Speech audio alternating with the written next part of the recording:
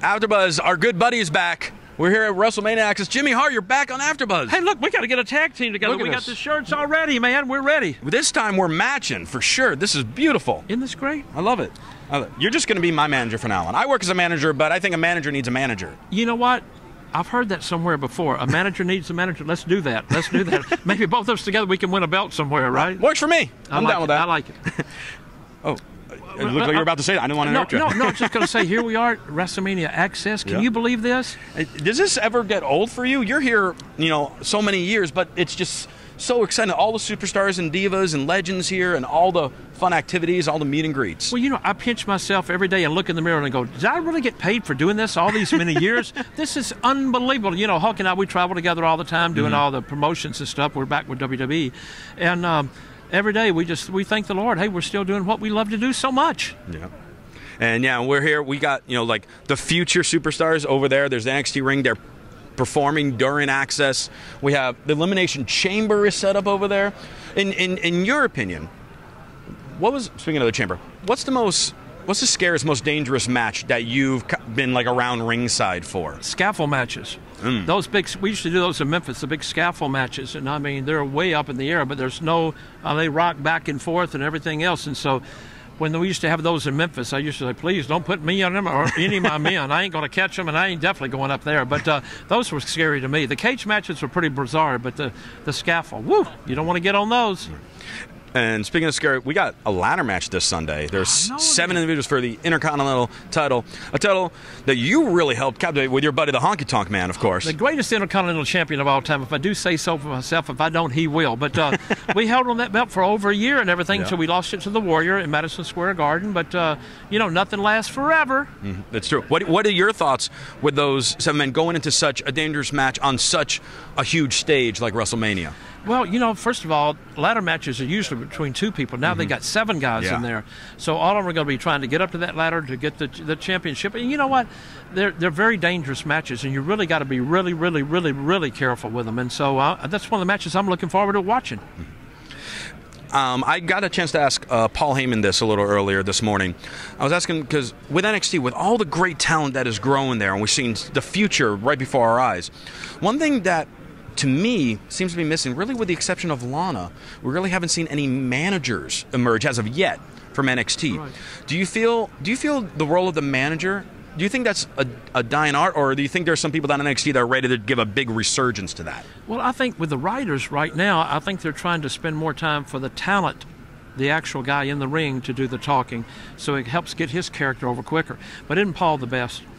I mean, he is so awesome on the mic. And you know what's so good about him, too, and I have to say that 90% of the interviews, if somebody's out doing an interview, the people go, what? What? With Paul, they don't do that. They respect him so much. It's like whatever he says, they will not go, what? During the interview. So I love Paul to death. But, who knows what the future holds. They might bring managers back. They might dust Jimmy Hart off one day and bring him back. You never know. Well, I would love training for you. I want to do a whole Rocky montage of being a manager with get that music playing in the background and you just being the trainer, just pulling me along in the art of the manager. Well, you know what it is? You've got the look. Because Dick Clark told me something back in the Gentrys years ago, and he said, let me tell you something. If you dress like the audience, one day you're going to wind up sitting in the audience. So when I saw you earlier today, I love the cowboy shirt. That's a start. We got to get you some good theme music. You got some good size. We might win a couple of matches, So, I'm going to definitely get your number before I leave. So if I'm looking for somebody, we might make it work. I would love that very much. Let's talk about tomorrow night, the Hall of Fame. Beautiful. Huge thing. Many, many deserving honorees coming in. Absolutely. A lot of people have said, and let me get your opinion on this, obviously Macho Man headlining it, well-deserved, long overdue. Hulk Hogan is going to be inducting him. Yes.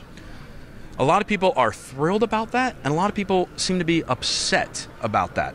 Well, what are your thoughts with that? They don't know the background. They don't realize that for real, in the wrestling world, people hear these stories and make up these stories and believe these stories, and they're going to believe what you read or hear.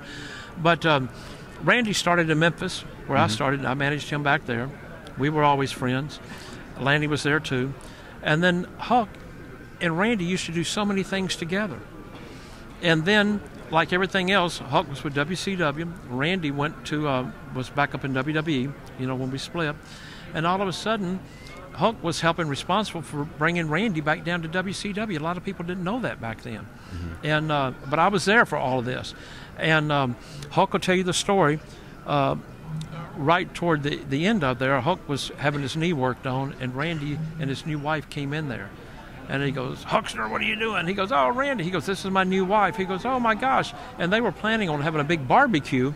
Lanny and them had set everything up, having a big barbecue before the tragedy happened. So all is well in the crazy world of Tampa, Florida, with Randy Savage, Hulk Hogan, Jimmy Hart, Lanny Poffo, you know, with everybody else. But, you know, it makes for a good story. People just do these crazy stories. And you know, well, I'm glad we are hearing you are setting that record straight, which I'm thrilled about. So, yeah, people need to listen because your word is gospel.